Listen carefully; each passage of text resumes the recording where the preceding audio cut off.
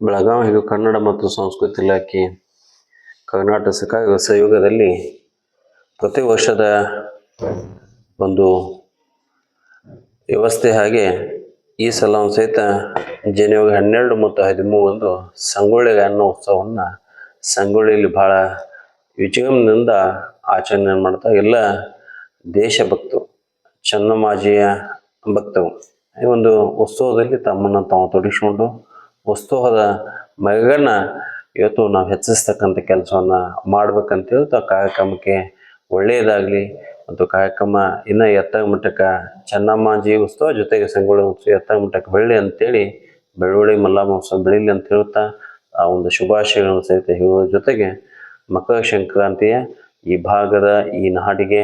ಈ ಜೊತೆಗೆ ವಿಶೇಷ ಕಿತ್ತೂರಿನ ಎಲ್ಲ ಕ್ಷೇತ್ರ ಜನತೆಗೆ ಎಲ್ಲರಿಗೂ